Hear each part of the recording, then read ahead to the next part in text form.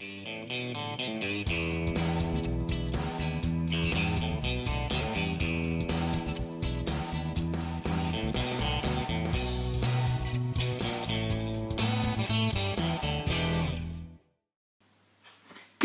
Harry Houdini here from Australia, and we are back with the BT7. Now, look at this. Look at this. Now let me give you a bit of a recap if you haven't been following this saga.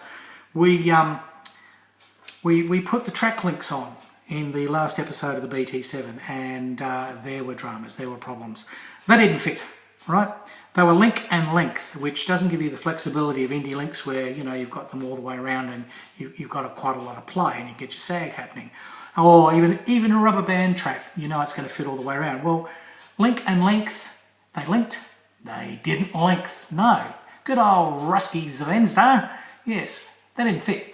And we had to do some major surgery, and I basically cut some holes in the track, ripped out links that were, and they became odd links, and it was just, well, you know, it's only a little thing, I know, and maybe I'm going on about it, but for hell's sake, if you make a kit, the parts should fit, shouldn't they? This is just sloppy.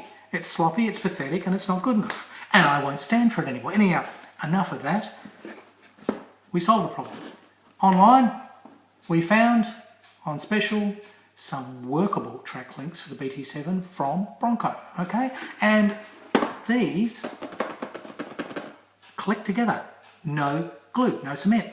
And they're workable, so the little suckers should roll around. And the beauty is, with this kit, is the wheels can spin. They don't have to be glued solidly into place. There are pins, and the pins attach to the hull and allow the rims to rotate. So this could all work. We can have workable tracks, and the wheels will spin, and we should be able to get some natural sag, and this may be the answer to all my prayers. Now, I've done a little bit on this. I haven't done a lot, I must say. I've been a bit disillusioned.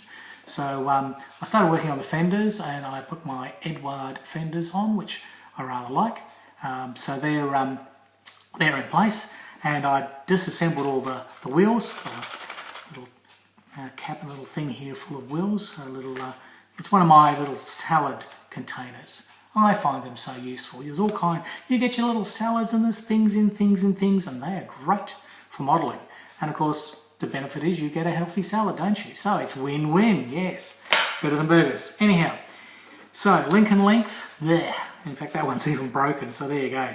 So link and length are off, and we're going to try the Bronco indie links, and apparently they just cut off, click together, no cement, sounds too easy. Let's see how it's done. Now, Bronco gives you a nice big box, about the size of a box you'd get some figures in, you know, about that size, sort of, or a small kit, a 1/72 scale kit. And you think, oh, this is a great show, and that's all you get. You only get this little itty bitty thing that's about the size of a, if you bought a pencil case, or, you know, a nice pencil. Back in the little pen. Remember those days you used to buy a snappy pen to impress everybody before we had these computer things and nobody actually wrote anything anymore? You know, I realised once I'd gone a year and I hadn't actually written anything down. Everything, someone rings up and says, have you got a bit of paper, take a note, and I just do it on my computer. It's in front of me, and use them, or on my iPhone, you know. I haven't used a pen and paper. Then someone asked me to write something out, and it was like Stone Age. It was terrible. I was sort of, it was all just broken, wobbly lines. So there you go. God help me if I've got to actually do my signature. I don't know what that's going to look like. Anyhow, so we've got little links. Now they don't look too bad. They're we'll get a pair of scissors here. I should have been organised. Oh no. This always happens. I go, look at this, and then I haven't got anything organised. So here we go. Let's have a look at that. Because as you know, I had to hide that join under the fenders last time to try and solve the problem, but I tried to hide it sort of here, thinking, oh, there's a good spot, but these fenders have got a great big gap, you see, which is different. This is unusual. This is a very weird sort of tank because you can take the tracks off, as I pointed out when we did the steering geometry, and you can drive this thing. The front wheels actually turn. So once the tracks are off, it becomes a car. Now, I managed to find a way to relocate the problem links to here, and that way there was guide on, spare link, guide on, spare link all the way along. And that was also the problem, but you could not get this waviness. It was and a very, very, very poor looking sort of sag thing happening. Looked like somebody had gone out and starched the links, you know. Not good. So that wasn't going to happen anyway. That just wasn't working in my book. Now, here's, well, they look pretty easy. They don't look like they're going to be too hard to take off. There's only tiny little sprue points there, which should cut cleanly with a knife, because that's basically a vertical edge, and you should be able to go snap, snap, snap. So we'll do that shortly. Those are the ones without the guide horns, and then there'll be other ones, we hope. We hope there'll be other ones. Yep, these ones have got guide horns. So that's the theory. This is the thing about old Russian tracks. They everything goes in pairs. So these ones have got guide horns. I suppose like you do Panzers, usually it's just all the same, you know, or some other tracks are just, it's basically always the same thing. Click, click, click, click, same one, same one, same one, same one. Just make sure you get left and right. Well, with these Ruskies, left and right has no significance, not that I can see, but you have track links that are just flat, and you have track links that are horny. Okay, so there you go. Put the little kiddies to bed. They shouldn't be up watching my videos. They're R-rated.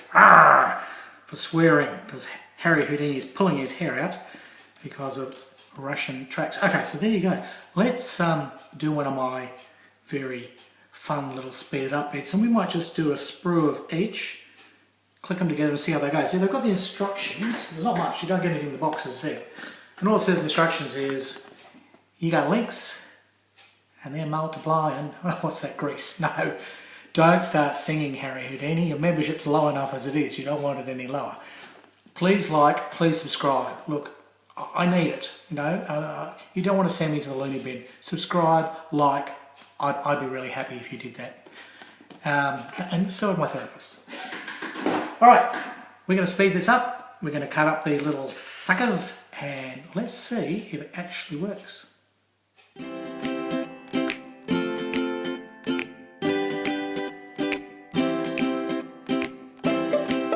Well, they came off so easily.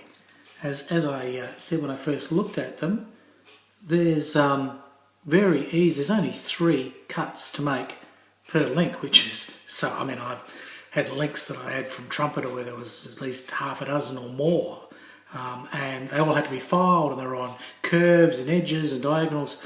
These are exactly in vertical planes, so you can make a vertical cut. So that was so easy. I mean, we don't even have a big long time sequence with me singing while singing Matilda. I mean, I'll never get around to singing. Anyhow, let's get to the guts of it. Alright, well, the instructions are pretty basic and simple. It just says, you know, alternate them, one with a guide horn, one without, one with a guide horn, just like you would do with any set of Russian indie link tracks. And there's 3 knobbly bits on one side, and there's 4 knobbly bits on the other side, so there's only one way they go together. You do have to watch out. There's, on the flat ones, there's an obvious bottom side and top side, because the bottom side, oh, I haven't got a hope in hell of seeing this, have you? Well, the bottom side's got some bumpiness, and it actually kind of waffles so that it goes into the ground, like Harry Houdini, it waffles. In fact, if you have a look at the underside of a guide horn, you'll see it's got a waffly type thing as well. You know, it's going to go grab onto the ground. That's what it's trying to do. So, yeah, get your waffly bit down the bottom and stop waffling, Harry Houdini. Right, so in theory, that's all you do. Click O and click O and get around the right way. Wobbly bits on the right side and click O. So there you go. Now, as you can see, they do click together, but they don't like to stay together. So as far as an actual workable track set, I think you're having a yarn. I think you're pulling my leg, Bronco, really. Come on, who are you kidding? They're See, look, they just, you know, you pick them up, as soon as you bend them, oh, there we go. Just like Lego. It all, you know, you build that fabulous thing, you pick it up, and the sucker just falls everywhere, and then you cry your eyes out. Well, I did when I was younger, a couple of weeks ago. No, we won't talk about that. Now, I think I did them. I think I cut them correctly. I don't think I've left any bit off because there's supposed to be some little friction points in there, but quite frankly, I can't see this happening as an actual workable track set. Unless what they mean is they can work into shapes and they're flexible. Maybe it's a little Oriental mistranslation. Look, I don't mind. I don't really need this thing to be a toy that runs along. I'm not going to put a motor in it. I've got a set of track links that I can click together, and they're easy. As you saw, that's simple. They cut from the sprue so simply. There's only 3 points. Click, click, click. No cleaner. Straight away cut with the old X-Acto knife. I mean, this is not going to take long at all. This is faster. Well, probably about the same speed as doing magic tracks, really. With magic tracks, the time it would take me to count them out, check them all, make sure there's no grotty ones, I'll probably have all these cut off. So, from that point of view, so far, they look okay. They are going to need gluing. So I'll use my little double-sided tape patented method, Harry Houdini's painted, stolen from somebody else method. I didn't invent it. There's smarter people than me out there, believe you me. Just about everybody's smarter than me out there. Anyhow, I'll get my tape out and I'll get organised. I'll show you how I do that again. I've done it before in other videos, but you know, some of you might not have seen that, so I shall show you my Indie Link method. And that way, if you did buy these Bronco tracks, these track links, then you can see how I put it together. And I'll have to put the wheels back on this little fella because he's wheelless at the moment. He's really not there, is he? Just like his owner, he's really not there. Well, it's been a few days and I've had time to sort of investigate a bit further about these tracks, and there are a few tricks involved that I didn't do the first time. So one of them is you really need to, you do need to file the edges of the tracks. Even though they cut off nicely and it is, to say, a perpendicular line, that's not what you want, because really you probably won't see this because it's so tiny. The edge, top and bottom, well, that's a hinge, and so it needs, like this, it needs to be slightly curved, because then you have two of them, you know, running together. So an absolutely straight edge means when the two links together and they pivot, they just pop each other apart, and that's what was happening to me before. Now, I may have wrecked the first couple of links because I force clicked them together and then tried to bend them and they popped apart, so the very fine little hinge pins have snapped off. But I did some more, and I made sure that I filed these just gently, just gave them a little bit of that curved profile, and they sort of work. That's the old ones in the middle, they snap apart. Now, what seems to be the secret with these tracks, or these track links, is yes, you do need to give them a light file after you've cut them out, and then the next trick is, instead of dropping them down from the top and clicking them together, which is sort of how you do magic tracks, you go click, click, click, that doesn't work as well here because it seems to break the tiny little pins. Instead, if you slide them in, if you hold one down flat with your tweezers, you grab the other one and you slide it into place, then you end up with workable tracks. The pins seem to be less damaged using that method. Now, I found this online, I didn't discover this. I actually did a lot of research on this because I was so unhappy and it just didn't seem to be working. And yeah, they said minimal cleanup, give them a little bit of sand, and slide the pins in. And the person that I read had exactly the same thing. They went vertically, using, used to Dragon Magic tracks, and they actually noticed, they've probably got better eyes than me, they noticed they had broken the little locating pins off. So there you go. So if you sort of do that, and let's try another one and just see how we go. So click another one in. That one's not cooperating as much, but they do go in nice and easily. So there you go. That is the better method. Well, this has gone on for 15 minutes now, and I think that's long enough to look at the Aussie idiot, don't you? So, tell you what, let's call it quits. I'll come back next time, because I probably need to sleep. I'm getting a bit tired here, I'm a bit old. Yeah, I'll have a sleep on it, and I will glue together a set of track links tomorrow and do a really nice snappy video for you. So until then, it's goodbye from Harry Houdini, and it's hooroo from Australia.